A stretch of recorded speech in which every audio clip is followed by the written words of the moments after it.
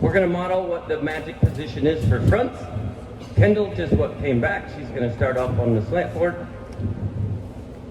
Yay, turn around fronts. There you go. Okay, squat down. Nice. Whole foot balance. So when we're on fronts, our toes shouldn't be able to lift up, our heels shouldn't be able to lift up. Chest should be vertical, so set your chest vertical. Elbows up to 12 o'clock. Hands crossed, wrists behind your head. Behind your head. Everybody with me? Okay, now that brace should be on, lower back slightly round. This is your magic position for fronts. On no others should we be vertical. Gainers, no. Inwards, if you're vertical with your chest, which a lot of you are because you wind up, boop, you bop straight out. Okay? On your backs, you're not going to be able to stand up if you're vertical. All right? So that's our magic position. Everybody find it? Yay.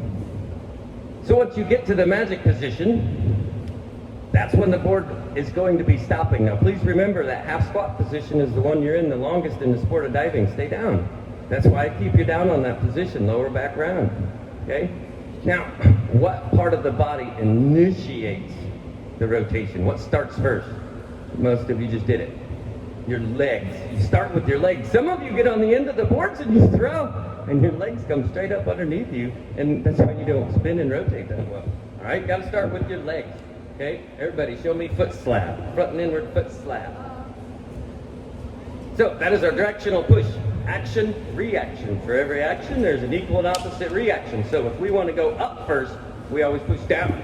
If we want our heels to go backwards, then we're going to push forwards. Okay, equal and opposite through that.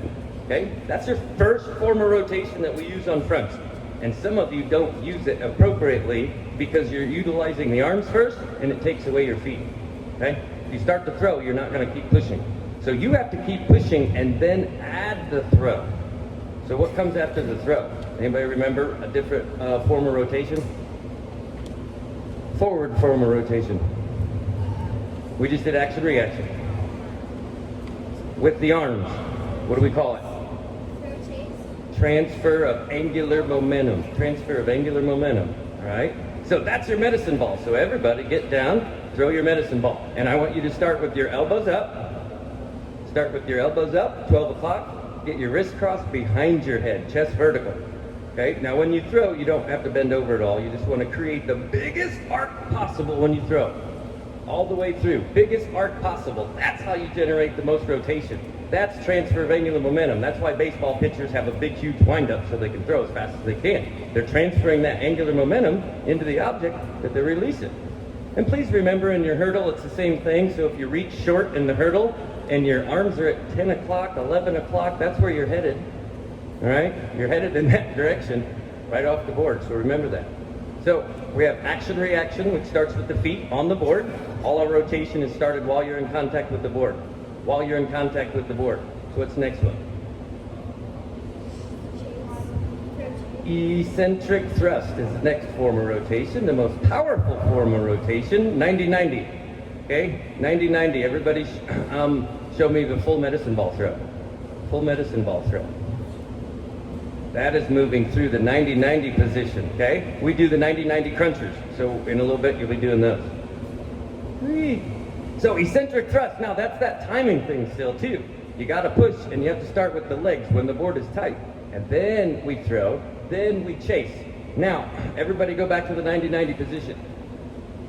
Now I'm in this position and I'm still pushing on the board. And when I say pushing, at this point in time, I'm pushing for direction.